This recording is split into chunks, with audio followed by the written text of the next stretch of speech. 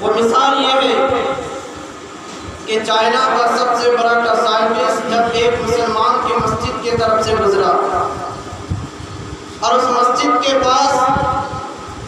ایک مسلمان اپنے ہاتھ اور پیر کو دھو رہے تھے، وہ چائنا کا سائنٹسٹ آیا مسلمان کو کرنے لگا یہ طریقہ تم کہاں سے سیکھے ہو؟ تو اس مسلمان نے کہا کہ یہ طریقہ نہیں بلکہ اسلام میں سے یہ وضو کہا جاتا ہے۔ تو اس سائنٹسٹ نے کہا کہ یہ وضو کہاں سے سیکھے ہو؟ اس نے کہا کہ یہ ہمارے نبی صلی اللہ علیہ وسلم نے سکھایا ہے۔ پھر وہ سائنٹسٹ کہنے لگا کیا میں اس سے مل سکتا ہوں؟ اس مسلمان نے کہا نہیں، آج سے 1400 سال پہلے وہ اس دنیا سے جا چکے ہیں، آپ اس سے نہیں مل سکتے۔ پھر اس سائنٹسٹ نے کہا کہ شاید وہ بہت بڑے دانشور تھے، اس لیے کہ ہم نے جتنی کتابوں کو پڑھا ہے ان ساری کتابوں سے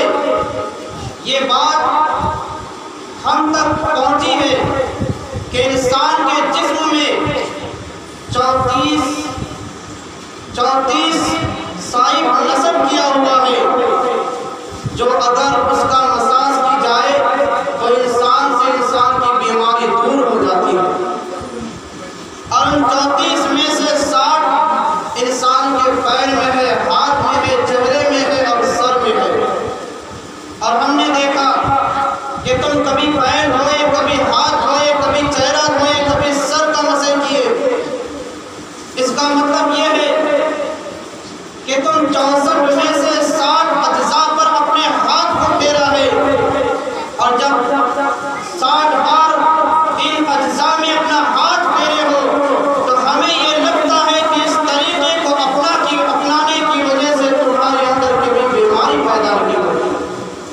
اس مسلمان نے کہا کہ صرف ہم دن میں ایک بار نہیں بلکہ ہم دن اور رات میں 5 بار اس طرح کرتے ہیں۔ حضرات محترم اب سوچیے ذرا،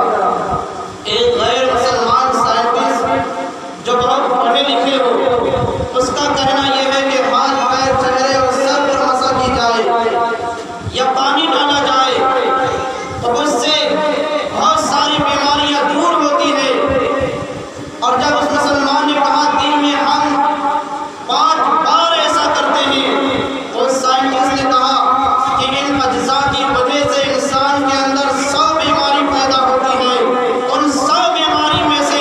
لگ بھگ 90 بیماری اس وضو کا طریقہ اپنانے کی وجہ سے ختم ہوتا ہے۔ اب سوچئے ذرا، انسان کچھ بھی کھا پی لیتا ہے، انسان کسی بھی موسم سے کسی بھی حالات سے گزرتا ہے،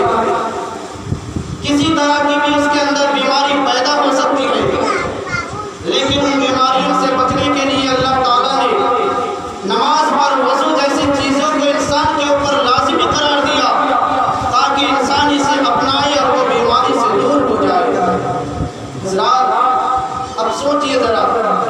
بہت سارے لوگ صبح اٹھ کر جم خانہ پہنچتے ہیں، ورزش کرتے ہیں، لیکن ایک سچا مسلمان مسجد میں آ کر نماز ادا کرتے ہیں، اور نماز ادا کرنے میں